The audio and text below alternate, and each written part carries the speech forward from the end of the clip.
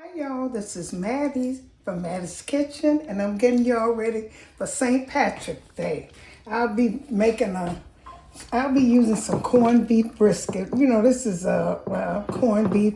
You can make hash out of this. You can make a Reuben sandwich out of it. And this, when you get this at Kroger, it's a good brand. They have the seasoning in the back, and this how it look. Ain't no too much fat in it, and that's the way it's supposed to look. And it takes a while to cook it. It's a good piece of meat. Don't require a lot of seasoning. For the broil, I'll be using some cabbage, yellow onion, carrots, and golden potatoes. And the season, I will be seasoning the vegetable up with butter, salt, and probably some pepper. But on the corned beef brisket, you only need some mustard and some brown sugar. That's all you need. Maybe if you want to spice it up, you can use some crushed red pepper. But that's all the things you need. Once I start, I'm also going to make with this green pepper and one of these onions, I'll be making some corned beef hash. You know how you make that up? I'll show you how I make that up. And when I make my corned beef hash, I always use corned beef brisket. I'll get back with you once I start. I'm getting ready to season my corned beef brisket. And you wash it. When you're cooking it, you got fat on them. This is the lean side of it. And you're going to turn it up. The fat going to be always turned up. And it don't have too much. Don't take and cut the fat off it, because that make it so tender, and it cures it too. What I'll be putting on there, only 3, you don't need very much stuff. You need some mustard, like I said, and some brown sugar, and to have a little season pack. You can be safe to use that too. Put a little bit here just to make some of this mustard in here. Just to make about 3 tablespoons of it. I got about 1/4 cup of brown sugar. And I'll put a little red pepper flakes. I just always put that in mine. You don't have to, I use it just to give it, spice it up a little bit. Now that's up to you. Not much now. Because like I said, don't overpower this corned beef. It requires enough. This is the little package that came with it. I'm going to try this too. I'm going to stir this up good. And then I'm going to glaze it on my corned beef. Mustard and brown sugar. And a little package. You want a paste. So all you want is a paste. You're going to rub it on all the sides of this corned beef. Okay, that's stirred up good enough. And this smells so good with that Dijon mustard and brown sugar and those red pepper and the spices that came in here. You're going to take this and you're going to rub it all over this corned beef. And you're going to put some water on here. You're going to seal it real good. Put some water on here so it can cook. It's going to cook about 4 hours. Some people do it like this. You can put this and let it boil in water, or you can let it cook in the oven. Make sure you do all the sides with this, because this season is good too. And this is 3.5 pounds of corned beef, and each pound is about 1 hour. So I got 3.5. I'll cook it almost 4 hours. Almost 4. Maybe 3.5. I'm going to check it in 3.5 hours. That's how you cook it. An hour per pound when you're cooking the brisket. And then, like I said, don't require a lot of stuff. You can cook this without season at all, and it's still going to taste good. I'm going to turn this over the fat. Put the fat, turn the fat up like I say. I'm going to put some water in here and let it cook. That's all it requires. It don't require a lot. If you have ever eaten corned beef, you know it don't take a lot of seasoning. So I'm going to put this over here. I'm going to take some water, and I'm going to pour the water around here. Just pour it around the meat. Don't pour it over it. Just around it, just a little bit. Just to steam it and cook it. Like I said, 1 hour per meat. So I had 3.5. So I'm going to cook it almost 4 hours. That's enough water. We're going to seal this up and put it in the oven. Take these gloves off. Make sure you fill it real good. I got my oven heat to 350. You can put maybe 325 to 350, 375. I mean, 325 to 375. And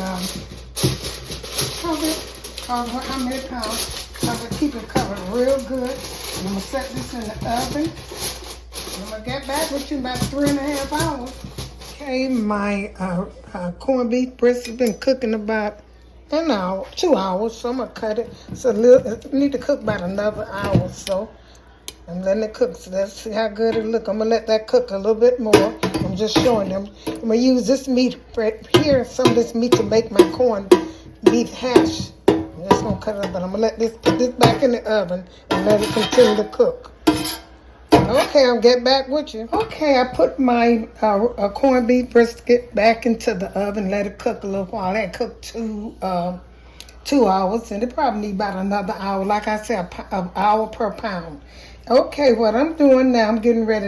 I'm gonna put my cabbage in here on the side. These are the vegetables that's gonna go around my roast beef. My corned beef brisket. They gonna go around them. The cabbage, I'm gonna let them fry. The potatoes. These are some golden potatoes. Put them over there, and I'm gonna steam them. And I'm gonna steam them with the juice that I got from the this came from the corned beef. I'm gonna steam these. And once the corned beef gets done, I'm gonna put it around it. That's gonna taste so good. That corned beef is so good. Like I said, you don't need to put no salt in corned beef because it was seasoned. It tastes like it. However they cure it is good. Now here's some onions. All of these go around it. Here's my onions going around it, and my carrots. As they cook, I'm gonna let them cook. I'm gonna let them brown off a little bit. Then once they start cooking, I'm gonna steam them with this juice from the corned beef, and that's gonna be good. Once you steam them, I'm gonna season them. I'm gonna put just, excuse me, y'all. I'm gonna put just some pepper on here because, like I said, that is salty. I might put a little salt on my cabbage because cabbage take more salt than any vegetable. Take a lot of salt. Carrots don't need that much, and potatoes is okay, but the cabbage needs salt, so I probably put a little salt on that. I'm gonna put a little red pepper flakes. This is going over. This is the way you can cook it when you make a New England broil. Instead of putting it in with the, as long as you use the juice from the corned beef, you're good to go. Once it's cooked, start browning, I'm gonna turn them over. Then I'm gonna let you see how they look. And then I'm gonna pour the juice from here that came off the corned beef to season my vegetable. Okay, get back with you. Okay, you see how I let my potatoes, these are golden potatoes. You've never seen them before. They are so good. They eat like they sound, golden potatoes. They're petite golden potatoes. Here's my yellow onion and my carrots. They're cooking. And here's my cabbage. I'm going to put it on. All of this going to New England broil dinner. So I'm going to put all, but I'm cooking mine different. I have them cooked on my channel too. Check out, they're doing really good on my channel. A lot of people use it during St. Patrick's Day. But this is another way I'm cooking. Now I'm getting ready to make, I'm going to put some, like I said, the juice from the corned beef brisket. I'm going to put some in here on the side. And then I'm going to let this simmer and cook so it can flavor with this this corned beef. And I'm going to put this, going to go around the meat brisket. I'm going to let them steam just a little bit. Okay, I'm going to get back with you. I'm going to cover these and let these steam and cook. Okay, I'm getting ready to cook some corned beef hash, Here's some potato, golden potato. I cut up in little chunks with cooking it with some butter. I'm going to put those in first. The corned beef is going to be the last thing I put in. I got some green peppers. I'm going to season this with because like I said, the corned beef is salty, so you don't have to put nothing in that. Put these little potatoes, I'm going to let them fry. After they fry a little bit, I'm going to put the, after they fry a little bit, I'm going to put the green peppers and onions in. It don't take much for them. Let them soften up and fry a little bit and get a little tender. This how I make my corned beef. You see them in the can. You see those little potatoes in them. I don't know whether they potatoes or not, but you see those little white specks in them. And this is some real potatoes. I'm going to let these get tender. Then I'm going to put my green peppers in there and my onions. And then, like I said, that corned beef had cooked. You can put that last. I always put that in last. Even if you're cooking it with a can, you're going to add these vegetables, put the ground beef in last because most times it's already cooked. All you're doing is just heating it up. So I'm going to let these get a little more tender, and then I'm going to put my bell pepper in there and onions. Put a little pepper on them. That's all the seasoning I'm going to put in here. Maybe a little bit red pepper flakes, maybe just a little bit. But I'm going to let these cook. Okay, get back with my onions and green pepper have cooked. Now I'm putting my meat in there. This is from scratch. Never seen it, but if you never ate it from scratch, this is how it goes. It don't take a lot of stuff for it. It's just what you call corned beef hash. With onions and potatoes. You don't have to put potatoes, some pepper, and a little pepper. Like I said, you probably don't need no salt. Just a little red pepper just to give that kick. I'm going to turn it over and let this cook. And my golden potatoes look like corn, but they are potatoes. I'm going to let this cook a little bit. Cook until the meat tender up, season with the onions and the peppers and the green, yellow onion, the bell pepper. I'm going to season up and I'm going to get back with you. Okay.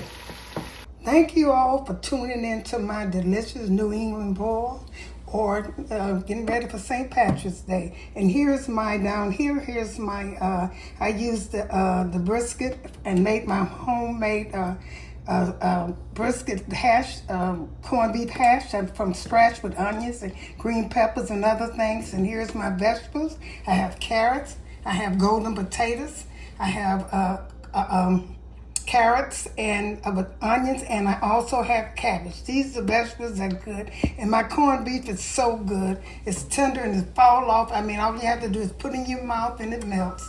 Thank you once again for tuning to Mattie's Kitchen, and share this video with friends and family. Once again, have a great day.